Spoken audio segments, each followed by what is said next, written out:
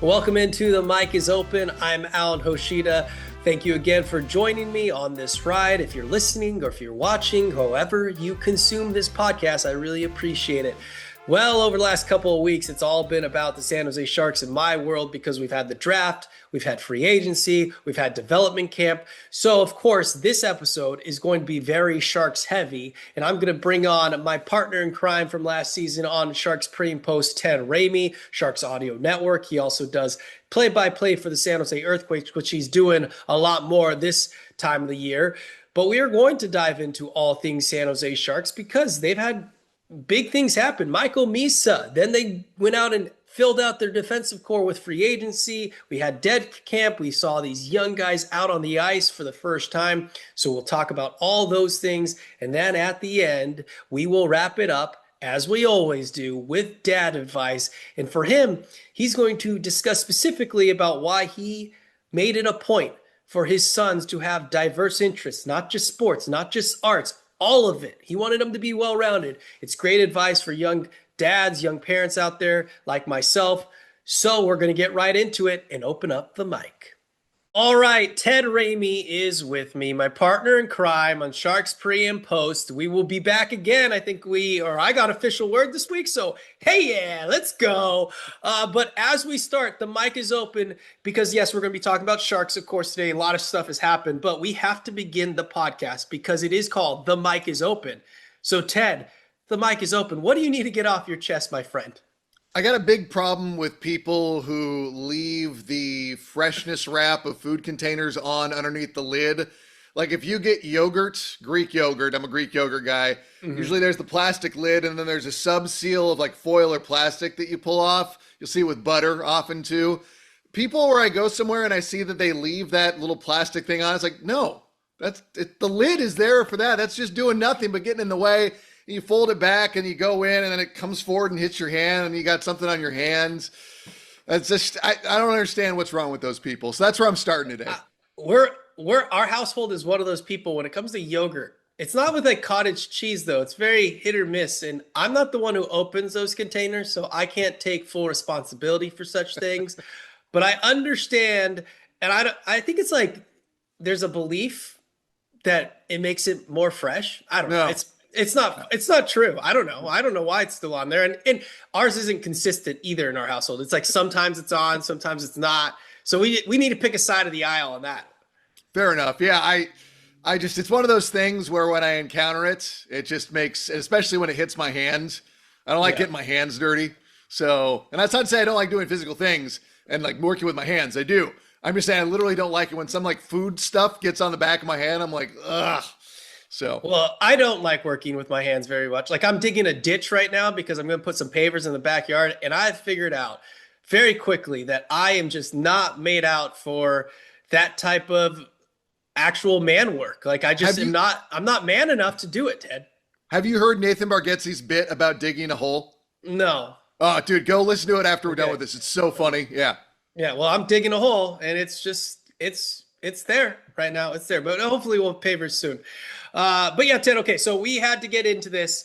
I waited a little bit to get you onto the pod. I knew it was happening, but I was going to let some Sharks, news happen, and it seems like a really good time. We had the draft, then we had free agency, and then we had dev camp. So within a week and a half, we've had three pretty significant things happen that have kind of changed, not the direction of the team by any means, but have changed what the team looks like, how it's going to move forward. We find out that they have Michael Misa. So where do you want to begin on this whole track? Should we start at the very beginning? Sure. Let's start at the beginning. What do you define the beginning as? Maybe that's the better question. The draft in chronological order. Yeah. Let's go with the draft. I wasn't sure if you were including Marc-Edouard Vlasic in there as well. Yeah, I mean, that's big news. I think that probably gets into, I have a lineup section, and I think that we could cover that too, but it did kind of happen. So Marc-Edouard Vlasic was released by the team for a buyout. He cleared waivers, obviously, because no one was taking that contract in. No one's going to go and be like, yeah, let's claim Marc-Edouard Vlasic for a cool $7 million. So he clears. And so then the draft happens, and there's all this speculation about Anton Frondel, Porter Martone, who the Sharks were going to take at number 2. We went back and forth, and lo and behold, they get Michael Misa at 2. And that's the cream of the crop for their whole, obviously, you get the number one forward on everyone's draft board, pretty much. I'd say like 75, 80%. And then also you get the number one goalie. So I don't want to go break down every single guy because we'll be here forever. But what do you think of the class overall? They left with arguably the top goalie prospect and top forward prospect.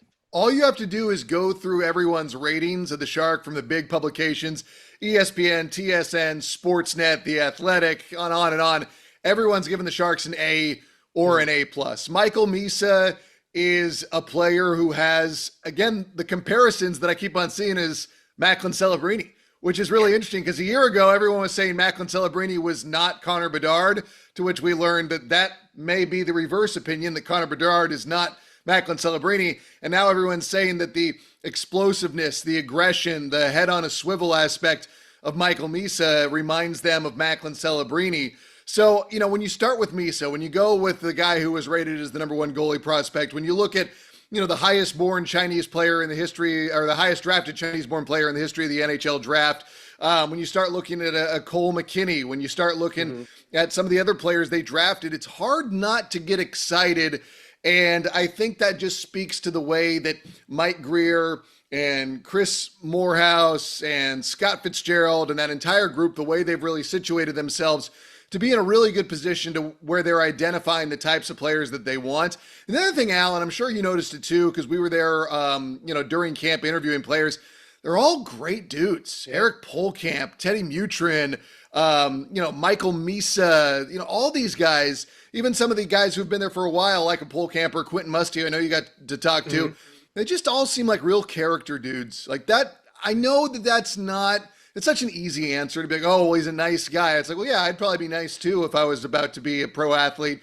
But I think it's worth acknowledging that it does mean something, that they want guys who are going to be, not just quality teammates, but quality members of the community. I think that matters to Mike Greer. Mike Greer and his crew they've talked about that. They've specified the first two rounds, they go all in. Like that's where they want to get most of their guys. And that's where everyone goes, because after the second round, the fact that you're going to get an NHL player drops significantly. It drops significantly from the first to the second, to be quite honest. But if you're not getting NHL guys in the first two rounds, then you are not going to fill out your roster. And the last two drafts, we're talking about that, they probably have 4 NHL guys in back-to-back drafts. That's 8 guys that are probably going to be NHL players at some point. And Haoxi Wang, I thought, was a great pick because of all the explosive upside that he has. He's the Chinese-born player they took at the top of the third round. And then the raw talent, we saw it at Dev Camp, and I know this kind of bleeds into Dev Camp, but he looked better than I was anticipating. His skating, he's 6'6". So he's going to be a huge piece. They've kind of went in on this bigger defenseman as far as prospects go. They've really gone with bigger guys. And if you think of marketing standpoint, man, if Haoxi Wang hits, it's going to be an incredible thing for the brand of San Jose Sharks hockey. Oh, especially when you think about just what the Bay Area represents. We are the melting pot of all melting pots, only comparable to LA and New York in terms of what population density and just having every, background in the world living right here, and such a huge Chinese population. And to have a player that they can, kind of look towards, that'd be huge. It's one of the reasons, not that I go everything is, being, like, oh, white kids don't need white players. Asian kids don't need Asian players. But I do believe representation matters. 100%. I think that if there's somebody that looks like you out there in a sport that you really like, I mean, hell, even if when I was young, people used to say, hey, Mark McGuire has red hair like you, Ted. And so that was kind of one of those things like, oh yeah, he does. Yeah. It's just one of those things. If there's somebody that looks like you might take a little bit more interest. And so if there's somebody that kind of reminds you of yourself, go for it. And then obviously beyond that, it's just a great story. Yeah. And then beyond that, in the Bay Area, like in China, we're not even talking about looking like you or whatever. This is his people, where he's born. Like if he hits, it's going to be a marketing money back. And I think you have to take that into account. It kind of goes back to James Higgins. I know everyone was like, oh, it's James Higgins. He's like not the top overall prospect. But the Islanders had to consider how much he would have brought to the franchise when it comes to ticket sales, when it comes to jerseys, all that. And I think for the pundits out there, the scouts who downplayed that, I don't think they really understand the business of a professional sports team. But also, we're talking about hockey. It's not like hockey is booming on the scale that other franchises are. And I know it's not apples to apples, but hockey free agency, NHL free agency, is going right up against NBA free agency. So you're seeing, all right, the biggest fish out there, Mitch Marner, $12 million. Huge contract for the NHL. That's like the seventh guy in the rotation. And I know there's only 7 guys on the team, so it's not the same. But then you see like Shai Gilgeous-Alexander making $258. So yes, it's not apples to apples, but I'm talking about the business model is that the NBA is grossly outdoing what NHL does. So if you can bring in a player that helps you make money back, you can't discount that as a franchise. No, I mean, did it hurt that fans in the Bay Area already knew the Celebrini last name from his dad working with the Warriors? No. And then did it hurt that Draymond Green and Steph Curry were talking about Macklin Celebrini when he got drafted by the Sharks? No. I mean, that's the kind of thing. It's like if you can mix worlds and you can obviously get an international appeal, that's huge. I mean, hockey is an international sport, and the more you can get people paying attention to it, the better. And look, we're not even talking about Michael Misa right now, because I think the story out of this draft is Haoxi Wang. I think it's an awesome story for the San Jose Sharks. We're not even talking about Michael Misa, number 2 overall, coming in with probably the least amount of pressure a number 2 overall pick has ever had in the NHL. And you can thank Macklin Celebrini and Will Smith last year, because Michael Misa isn't going to come into this year. I think he's going to push for the team. He's talked about pushing for the team. And if he makes the team, if he has a 50-point season, a 40-point season, maybe he's not in the Calder race. But you know what? No one's going to bat an eye. He has so little pressure on him that it can also allow him to just spread his wings and just flourish. I think that's a huge aspect to it, that he doesn't have the same pressure that Celebrini and Will Smith did. That said, that's more external from a national perspective. I do think from Sharks fans, the bar has been set very, very high by Will Smith and Macklin Celebrini, because they're going to be like, oh, well, we just saw these 2 guys tear it up last year. So I think there is going to be that, like, oh, well, he's not as good as Macklin or Will were last year. And it's like, okay, like everybody's got to develop at their own pace. But Scott Fitzgerald did tell us that he looks at Macklin and Will's season and thinks that that is a relative bar that they are holding all rookies accountable for, that if they're coming up to the NHL and they're a high draft pick, they're expected to perform at that level. So it's one thing to consider. And I think just because there is a bar, that doesn't mean not clearing that bar is failure. They're just saying like, hey, we know what young players are capable of in the NHL. We expect you to be your best self. I don't think it should be point for point, but I do think that, all these young players, I think the Sharks are saying, we draft you for a reason, and if we're going to put you on the team, we expect you to perform. And I just wanted to add in one thing on the Haoxi Wang before we move on, is my kids, as soon as they saw that headline about him being the for a Chinese-born player, the highest drafted ever, they glommed onto that immediately. That because we get the paper on Sundays. I'm still one of those old school guys. I like to have the paper. And they saw that headline after the second day of the draft. Does a guy throw them at your door?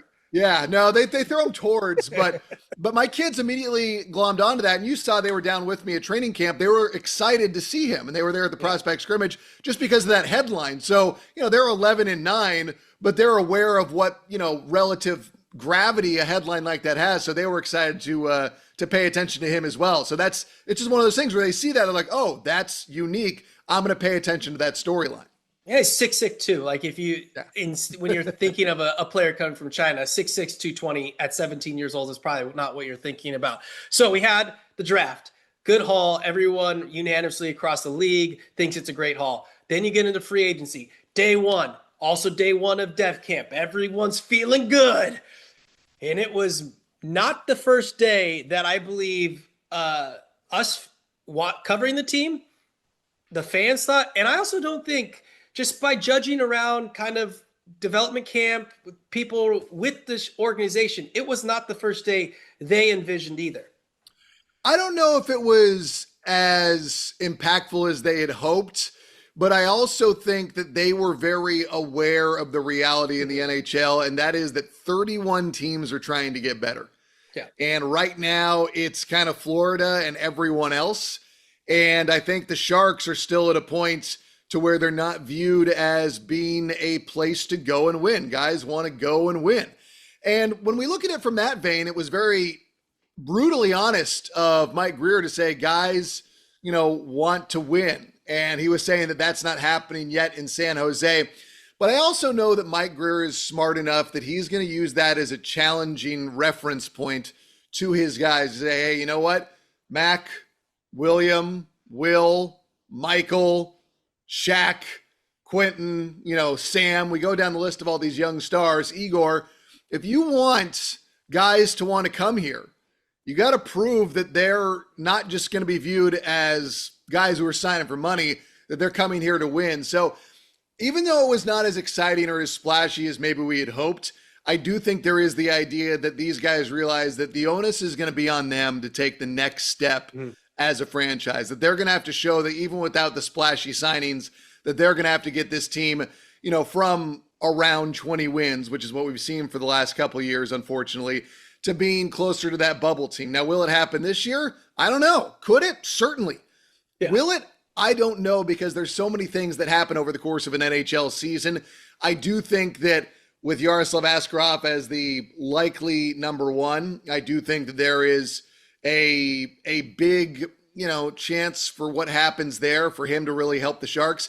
I do think that getting older for young players like Will and Macklin, I do think that's a huge, potential stepping stone for the entire team as a franchise. I would not be surprised if Will and Macklin hit the ground running this year. And I know some people probably aren't expecting that, but even if I'm not expecting it, I'm not going to be surprised by it. Crazy things can happen. Like if Macklin Celebrini takes a ginormous or gigantic, however, a huge step and gets to like 90 points, which he could. That's a lot. Yeah. Then they're probably feeling pretty good about whatever happens. But I will say, I got to go on record because I've been pounding the table for Mitch Marner. I'll be like, yeah, Mitch Marner, let's go. It's going to happen. It didn't happen. And it was probably a fool's goal, and I was probably optimistic. But I do believe that if he was going to go for like a 4-year, which was kind of reported there, maybe short term, 4-year, 12, 14 million, Sharks, that would have been a good spot for them. They can't take on a 6, they can't take on a 7 and 8-year contract right now. They just can't do that with the rebuild. But if a guy or Ehlers wanted to come in and be like, 4 years, give me a ton of money, that works. And we kind of saw that with Dmitry Orlov that came in. It was 2 years, $6.5 million. That's a lot for him. He's a veteran guy. But they have to kind of overpay, and they have to do shorter term because they don't want to clog things up when these prospects all need their contracts. And Macklin, Celebrini, and Will Smith are going to come a lot quicker than you think. But let's go back through, Ted, and talk about these free agent signings. You got Khrushchev, Phil Khrushchev, Adam Gaudette, John Klingberg, Nick Leddy off waivers, Dmitry Orlov, and I'm missing one. Missing one of them. Gaudette. And Gaudette. Yeah. So they do bring in some pieces. They fill things out. What do you think of the overall signings right now? I will say they have like 9 defensemen right now. Yeah, if we start with the D-core, who would be the odd men out when we look at that? Is it, or what does it tell us? Maybe it means tells us there's got to be a trade. There's got to be some type of player or a player transaction of some sorts, because there could be some, or it could tell us they maybe don't know if Mukhamadulin's going to be 100% ready by camp. I'm sure they're aiming for that, but maybe they're giving themselves an insurance policy in that regard. The D-core needed to step up. I think that was one thing we saw a year ago, and then there were tons of injuries, which is also a big aspect there. But I think that when I look at the entirety of the class, even of the free agent class, if we want to call it that, I've got class stuck in my head from draft class. If we want to look at the core guys that came in, they all have experience. They all have the ability to be relatively steady. And we look at guys who have been here previously. We saw it with Cunnin. We saw it with Sturm. We saw it with Ruda. We saw it with Barclay Goodrow. We saw it with, all the guys that have been here. Wenberg, another one. They were experienced players who were not expected to be stars. The only guy of recent memory that was expected to be a quote-unquote star was Tyler Toffoli. And Tyler Toffoli did relatively live up to that standing. I mean, he's not a superstar or anything, but he's a guy who's just a consistent guy who will get you points. He is just absolutely a monster around the net. He's got a big butt, knows how to put it to work.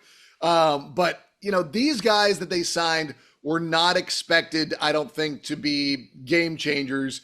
They were expected to be part of a young core that can help, lead the way for the next generation. And maybe something really good happens here in short order and they can prove themselves. So, it's not the sexiest core of free agent acquisitions. I'll be the first to acknowledge that.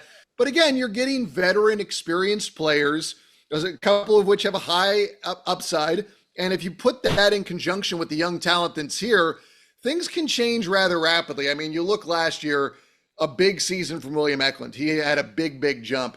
Then you see what's there. Got a contract extension too, we might add. Contract extension too. 5.6 for him. He's here for at least 4 more years. So that's a direct quote from Greer as well. So I think they're viewing him in the long term. Then you also have Will and Macklin with another year under their, relative experience. You have Shakir Mukmadulin, Yaroslav Askarov, and then you bring in, hopefully, we don't know what's going to happen with Misa or Musty or these other guys, but I would say bare minimum, I would assume it is going to be similar to the Colin Graff, overall pathway of starting with the Barracuda and moving up. So I think we're looking at a combination of these veteran players and young talents, hopefully being greater than the individual sum of their parts when we look at the team.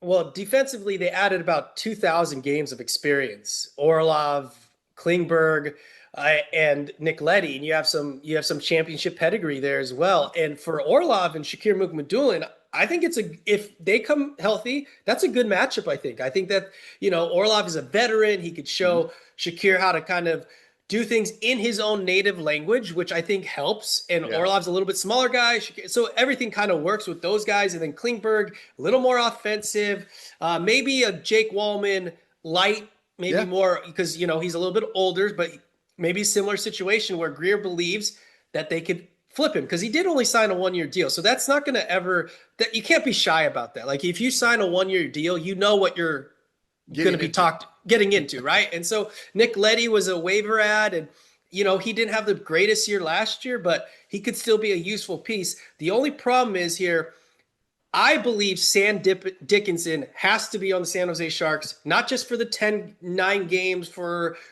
he gets sent back to London. That does the kid no good. None of it. Well, Mike Greer said that Mike Greer said he proved all he could prove at that level. So he has to play, and he has to play, and you can't.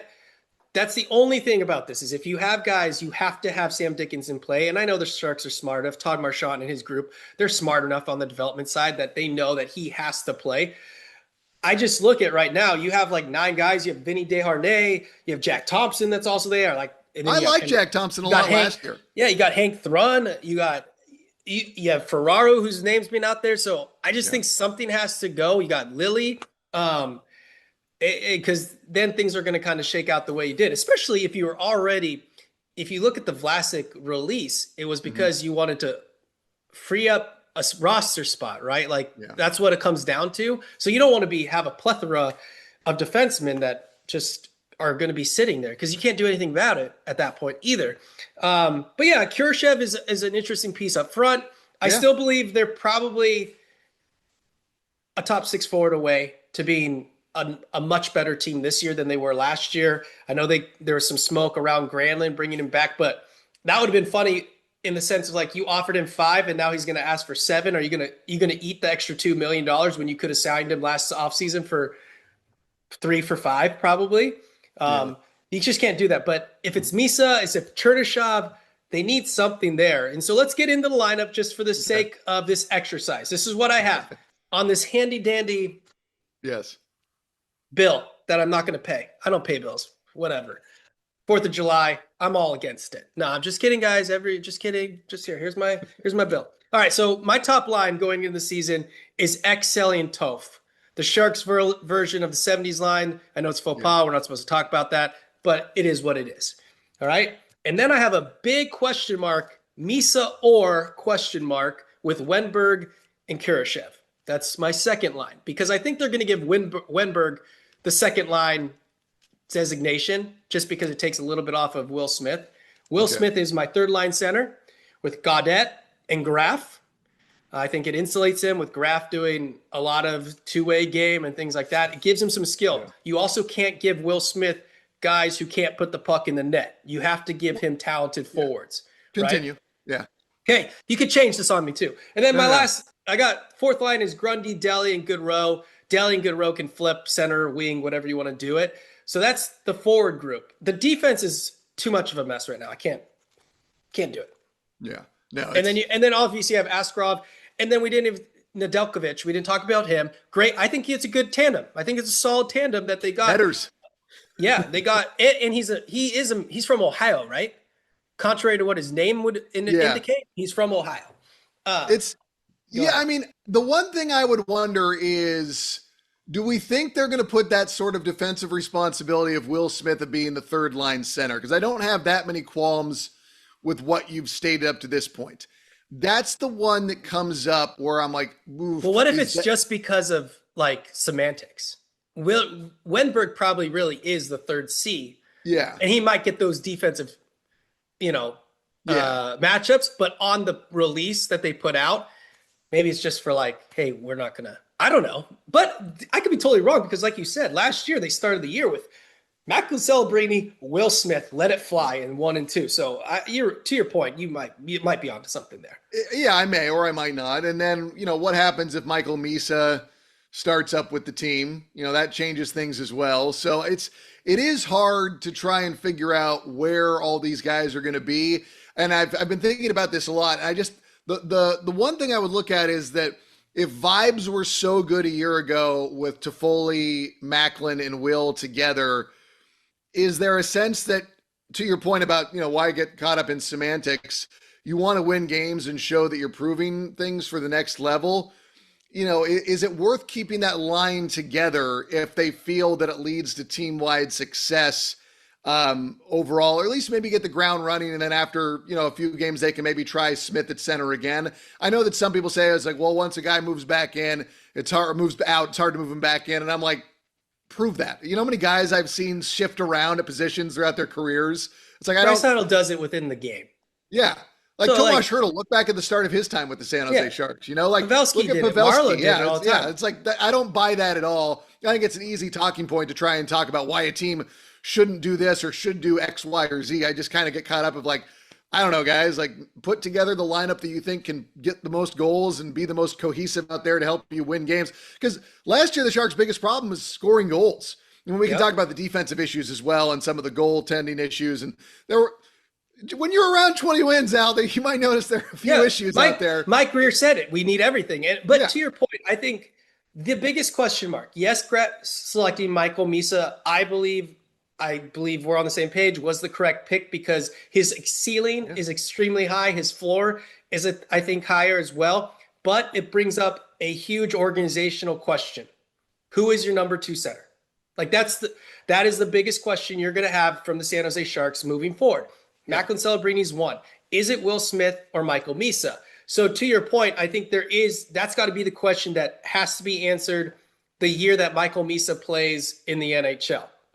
And I say that because I don't want to put it all on the kid that he has to do it this year or not, but you have to figure out if he's your number 2 center or if Will's a winger or if he's going to be a winger or Will's going to be a winger, because those 3 guys have to be in your top 6, my opinion. I can't see you stretching out the lineup to have Mac, Will, Misa, or Misa, Will. That doesn't do you any good from that standpoint. So no, you want to overwhelm teams with your top 6. You want to make life absolutely brutal for them. Do you think Misa, they want Misa in the middle this year?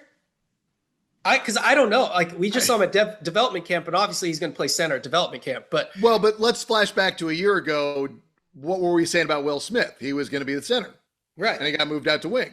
So I mean, we don't really know. Maybe this year they're going to try Misa, try Misa on the wing and move Will to the inside, and that's your second line with Eklund and Toffoli up top with Macklin. Well, they got to do, and they did something really nice with Will last year is when they had Mikhail Granlund there with him for a lot of that early on was that so he could take draws when he was on his better side or throughout the game, but you also had Granlund to take some pressure off, which that's why if you're doing Misa and Wenberg together, that kind of does that, right? You can have Wenberg take some faceoffs, but by all accounts, Misa's pretty good in the faceoff circle already. I think he won the majority of his draws during that development camp game, prospect scrimmage that I was watching, or that we all watched. So yeah, that's a big question. I think that's your biggest question this season is kind of who's your number 2 center. Mm-hmm. And that's going to, for Will and Michael, that's going to be great for them because there's internal competition that they have to get better. And then the secondary question is Sam Dickinson, is he on the team? And the third is, man, Igor Chernyshov. I know it's just development camp, but that dude is big. He is fast. He is skilled. And he looked all the bit of a top 6 winger in the NHL. And I'm not saying like down the road.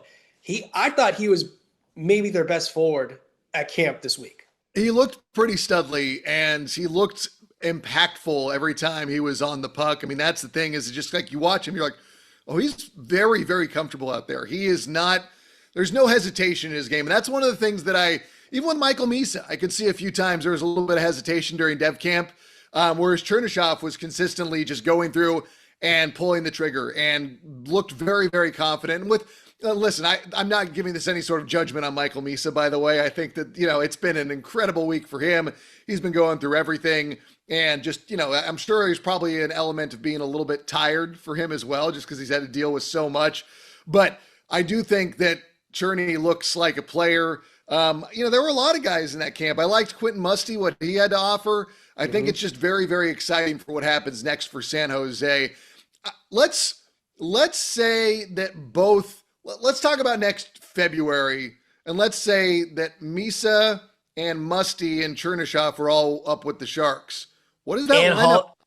And Haltonen just firing howitzers on the power play too. Dude, that is crazy. Go ahead, finish your thought. But what does this lineup look like then? I mean, that's the thing that I start trying to get into is just that. And the other thing is, and I don't want to be negative, is like, as we saw last year, injuries happen. Macklin Celebrini missed, the games 2 through 13. It's like then we saw Yaroslav Askarov get hurt and Vitek Vanacek got randomly hit in the face by a puck in one of the weirdest things we've ever seen. And then, Jan Ruda missed a bunch of time and, the D-core was constantly getting banged up. Just when Henry Thrun caught his stride, he went down with an injury for a while. And, there was... Bordolo played one game and got a concussion in one game. And I know he got traded to the Devils, but it was just like, there was, by the end of last year, that lineup, there was 8 or 10 guys that were injured in some way. And we weren't even talking about playoffs. No. I mean, that team was beat up, and that happens when you are disadvantaged in terms of overall talent versus the rest of the league. And I'm not trying to say that they weren't good enough. It was just like everybody was probably maxing out every single night to try and slow down teams that had an overall level of talent that was far greater than what the Sharks had. And again, it's not a dig at any of these guys because the margins in the NHL are razor thin. But when those razor thin margins are placed across the entirety of the teams you're facing on any given night, everyone has to work that much harder. Everyone gets that much more overextended. Everyone gets that much more gassed, which can lead to some injuries piling up. And that's what we saw with the Sharks last year. And that's something they have to probably be not worried about, but take into mind. But again, to what I was trying to say is that if we are in next February and we're talking about all these names up, who's your top 6 at that point? Exactly, because you don't want to bring, and I've seen other fans or on social media is like, oh, bring them up and put them in the 3rd or 4th line. And I'm talking about Musty, Chernyshov, Haltonen. Haltonen might be a 3rd line winger when when whatever, or he might be a 2nd line. Like, I think he's a middle 6, but he's also going to be a phenomenal power play guy. Like he had back-to-back hat tricks in the playoffs. Like, I don't care if it's junior playoffs or whatever. That is a kid that is rising to the challenge. And so, and he's going to live in that moment. So they have 3 really intriguing wingers, and you don't want to put them in 4th line minutes. 3rd line minutes, maybe if you have a pretty skilled center, but also you talked about it. You have to be really good defensively if you're on that 3rd line. So they have to almost play in the top 6. We saw it last year with Will Smith when and he was going through some things. He played on the 4th line for a game. I thought that was crazy. Like, why you even put it? Like, he's almost better off not dressing that game than playing him in 4th line minutes, because that's not who he is, and you're asking him to be a completely different player than where you want him to be. Now, if you wanted I think for Warzo, sometimes he probably felt like, hey, I got to challenge him in a new way. Got to throw some things at him. Yeah, and I get it. There's he wasn't playing great at that point, but overall, you can't bring a guy up and give him that role.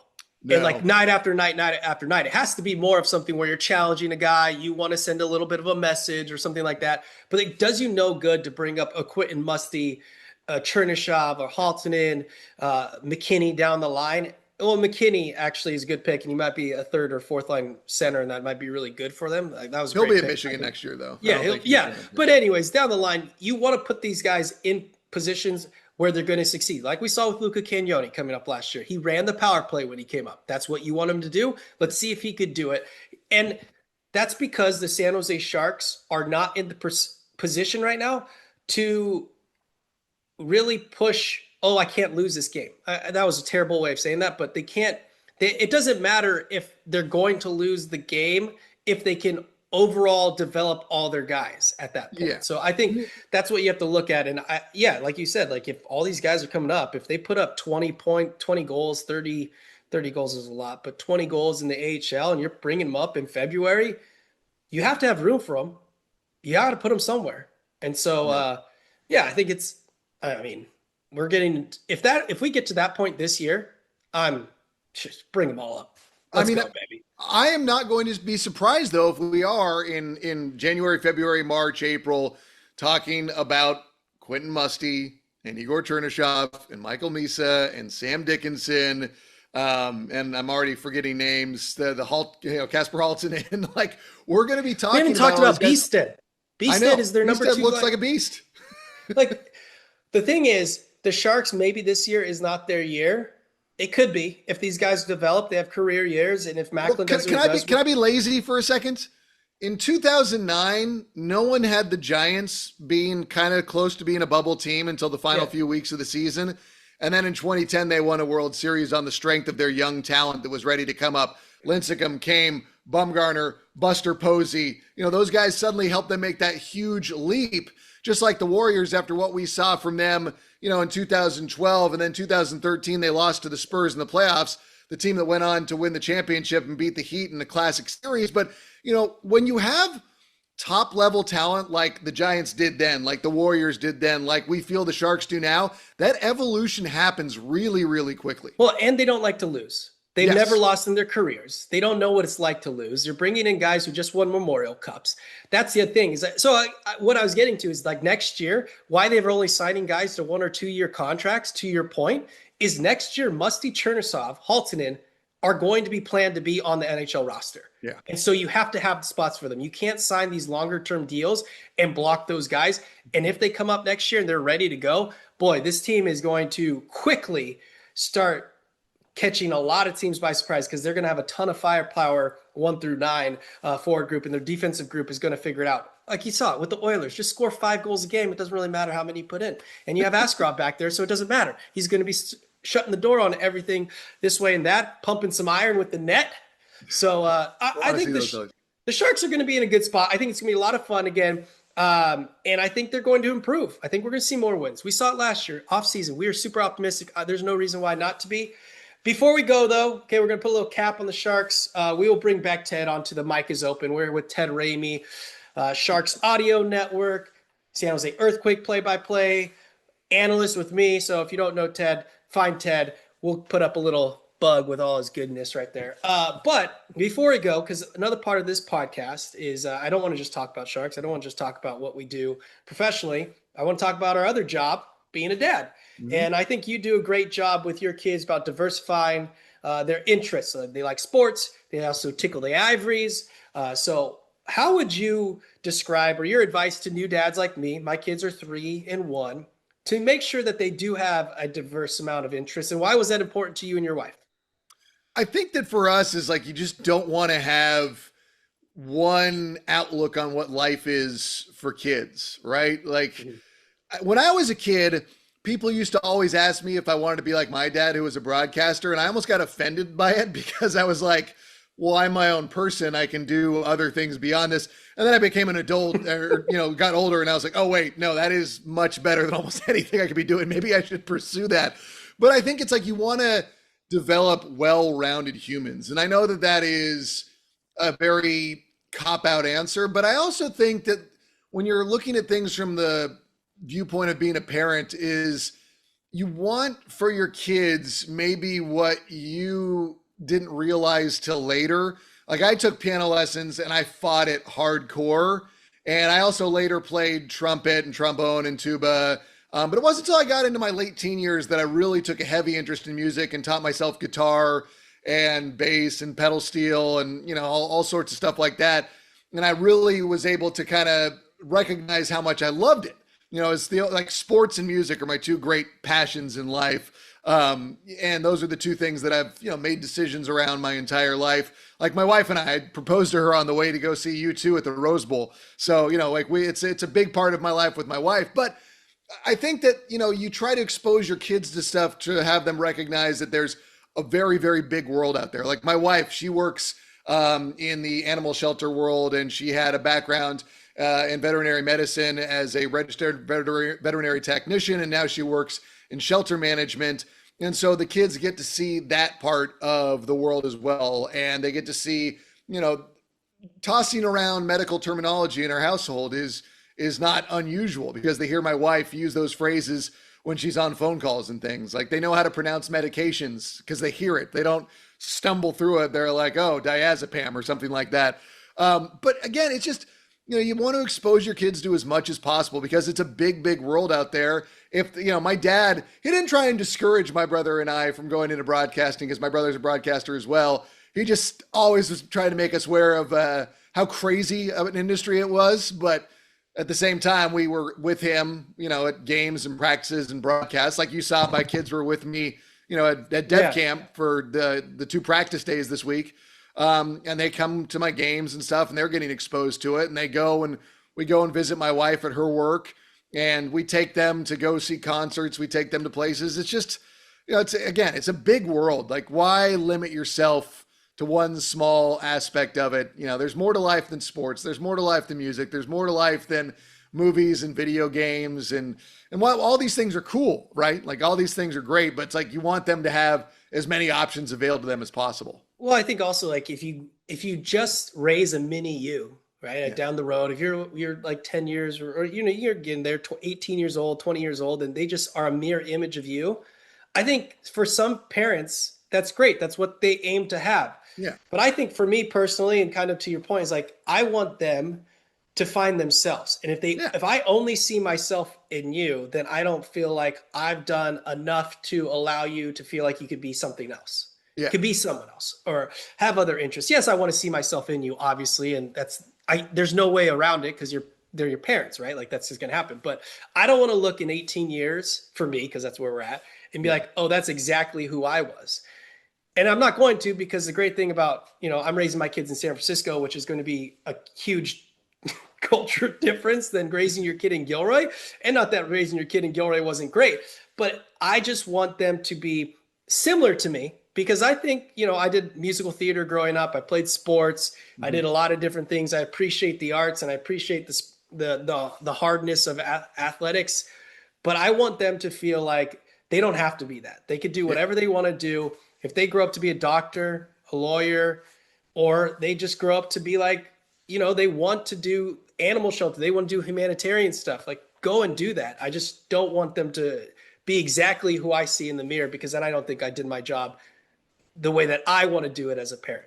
Yeah. I mean, you want to impart your values. I think that's the biggest thing is like, my wife and I were very big on, just being good humans, not judging others, accepting people from all walks of life. And like, those are the things that you want to impart to your kids and just to make sure they understand like, hey, it's a big world. Don't judge people. It's, what is it? Plato, or, who said, don't judge a man until you've walked a mile in his shoes. It's like, that was something my dad always, told me. I always default to Socrates, but I don't know. Yeah, it might be.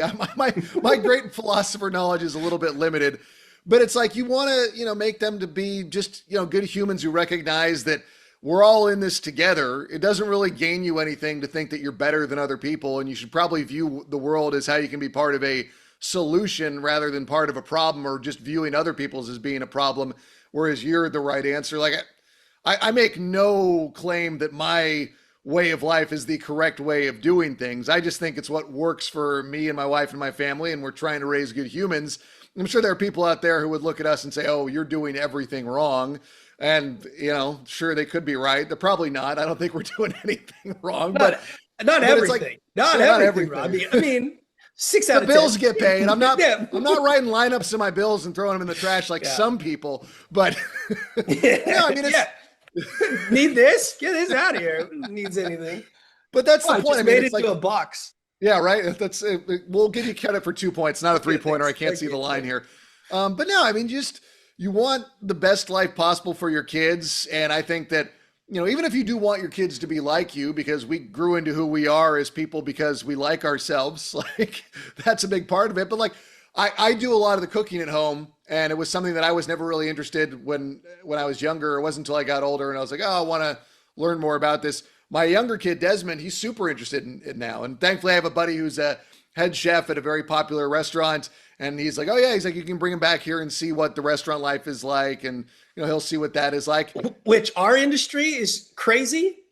The chef industry or the culinary industry is maybe a little bit more crazy. A little bit more insane, I think, just because the way restaurants come and go, almost like radio stations these days.